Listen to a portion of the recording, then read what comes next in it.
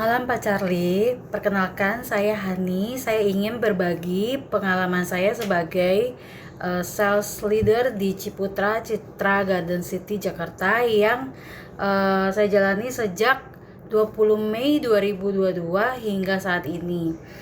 Saat pertama bergabung, ya saya mengalami tantangan untuk beradaptasi dengan lingkungan kerja baru, memahami produk yang beragam, serta membangun hubungan dengan tim sales yang memiliki karakter dan pengalaman yang berbeda-beda tentunya. Saya menyadari bahwa sebagai seorang leader, saya tidak hanya dituntut untuk mencapai target penjualan, tetapi juga harus mampu menjadi pendukung dan pengarah bagi anggota tim. Salah satu tantangan terbesar yang saya hadapi adalah saat itu kondisi pasar properti yang cukup dinamis. Minat beli konsumen seringkali dipengaruhi oleh kondisi ekonomi, suku bunga, dan berbagai faktor eksternal lainnya. Ada periode di mana jumlah kunjungan konsumen menurun ya, sehingga berdampak pada pencapaian target penjualan kami.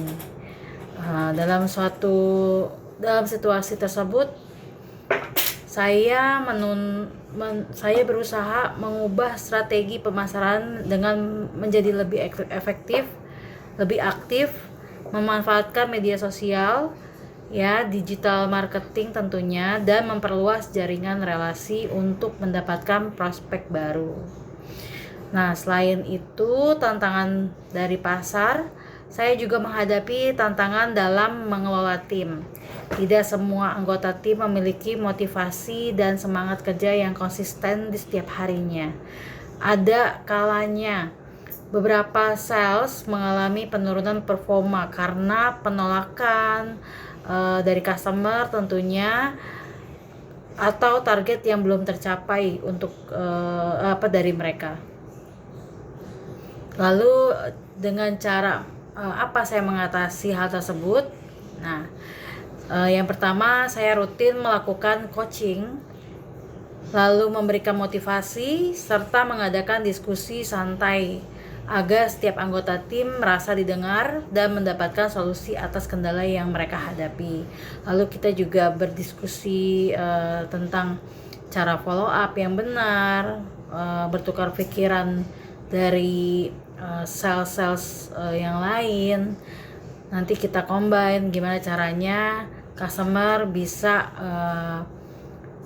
visit ya teman-teman, Pak. Jadi kendala kami adalah bagaimana cara customer itu bisa langsung visit ketika kita membalas chatnya atau kita berkomunikasi lewat telepon, seperti itu.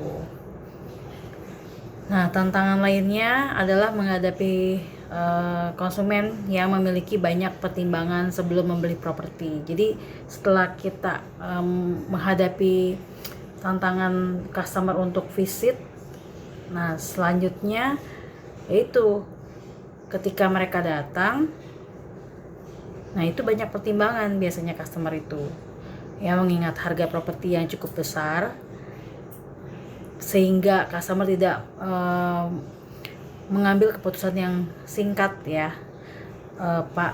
Jadi biasanya itu membutuhkan waktu yang tidak singkat, tetapi kami pun harus berkesinambungan memfollow up customer sampai dia benar-benar yakin untuk membeli properti kita.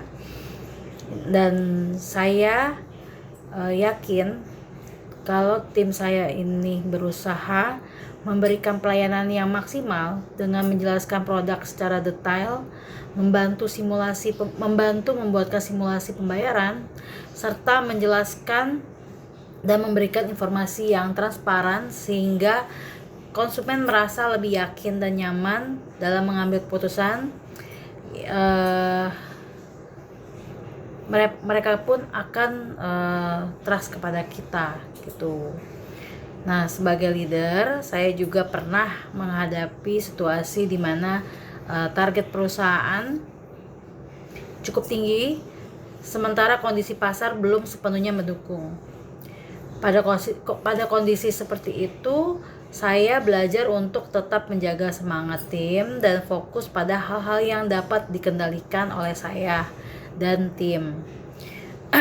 Seperti meningkatkan aktivitas penjualan, memperbanyak follow up pelanggan, serta menjaga kualitas pelayanan tentunya. Saya percaya bahwa proses yang konsisten akan menghasilkan hasil yang baik dalam jangka panjang. Selama bekerja di Ciputra, tepatnya di Citra Garden City Jakarta, saya juga belajar bahwa komunikasi merupakan kunci utama dalam kepemimpinan. Saya berusaha membangun komunikasi yang terbuka dengan tim maupun dengan manajemen. Ketika terdapat kendala di lapangan, saya menyampaikan kondisi yang sebenarnya, sekaligus menawarkan solusi yang realistis. Dengan cara tersebut, koordinasi menjadi lebih baik dan setiap pihak dapat bekerja sama untuk mencapai tujuan yang sama, yaitu target penjualan.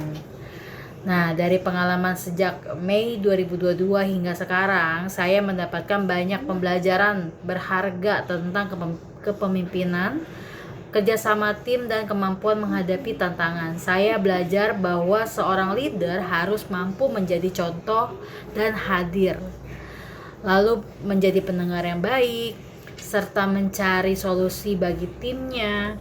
Pengalaman ini membuat saya harus terus berkembang, baik secara profesional maupun pribadi, dan semakin memahami pentingnya sikap pantang menyerah dalam mencapai target dan memberikan hasil terbaik bagi perusahaan. Sekian Pak Charlie, singkat cerita pengalaman saya. Terima kasih. Janganlah menyerah dulu, waktu masih panjang.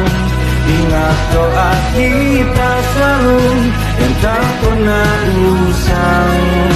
Kita usahakan lagi sayang, yakin waktunya kan datang.